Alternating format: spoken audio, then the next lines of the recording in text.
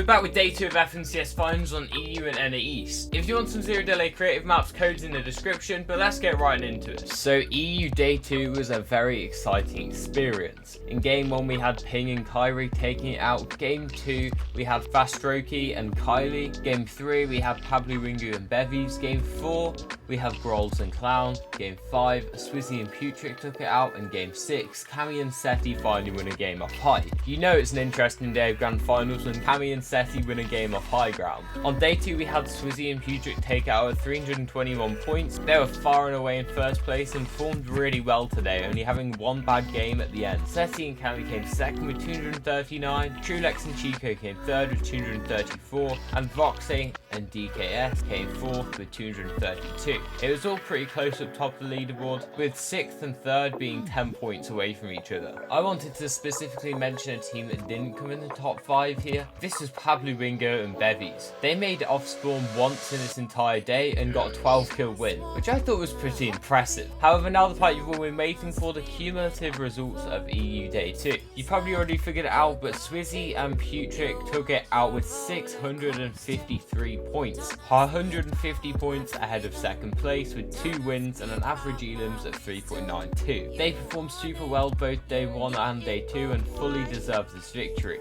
Trulex and Chico came second with 500 points, Misha and Teeny came third with 449 points, then we had Cammy and Seti with 431, and Blankter and Mixon with 427. A standout star was Teeny for this event, as he honestly took everyone by surprise, even the announcers. No one expected this guy to perform that well, and he completely rocked this FNCS. I would honestly say one of the MVPs. You'll remember that this FNCS wasn't only making people massive amounts of money, it was qualifying them for the Copenhagen LAN. Everyone on the screen, if they haven't already qualified, would be qualified to the Copenhagen LAN, so you can expect to see all of these players there. And let's be real, most of these teams are big names. Let's move on to NA Central. We had Muzz and Paper take out game 1 on the NA East, Ages and Canada win game 2, Bucky and Ocus winning game 3, Polo and Sphinx in game 4, Ritual and Reet in game 5, and Bryce and Chubbs in game 6. After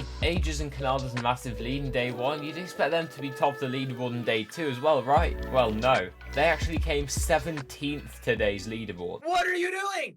You're getting outplaced by Blake and Macwood getting 50-50 at Lonely Labs, man. You want to go see what Lonely Labs is about? You're on COD middle map in a God POI. If you want to go trade with Macwood, he'd gladly take your spot and outplace you by 50 places, bro, and actually show you how to play the game. You're 42nd, bro. What are you doing?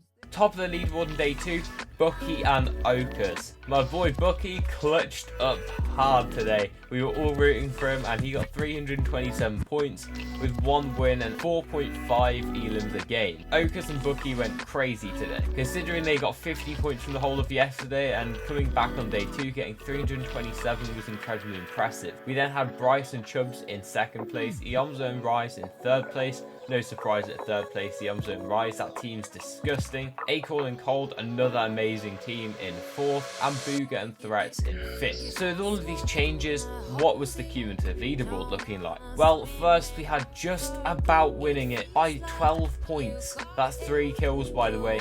Ages and Canada, they managed to just clutch up enough points, and if they hadn't clutched up a 13th place in their second last game, they wouldn't have won this FNCS. We had Booga and Threats 12 points below them on 541 points, coming 2nd. They had pretty solid days 1 and days 2, so that added together kind of got them to the 2nd place. We had Iomzo and Rise in 3rd, Bryce and Chubbs in 4th, and Polo and Sphinx in 5th. In terms of the Copenhagen qualifiers, Bucky qualified. You'd be glad to know, guys, you can see it on the leaderboard right there, up to about 17th place for the qualified Copenhagen, and that means some massive names have just secured qualification, including the day 2 winners, Bucky and Ocus. It was honestly a success story from their part, and I'm super glad that they clutched up the way they did, even winning a game. Bucky's reaction was so wholesome on stream, with his mum coming in to celebrate with him. Honestly, what a vibe. That is FNCS, and if you want to get to the same level as these pro players, make sure you check out this video on the screen right now. It tells you the difference between you and the pro player. Make sure you check out my creative maps in the description, and I'll see you in the next one, guys.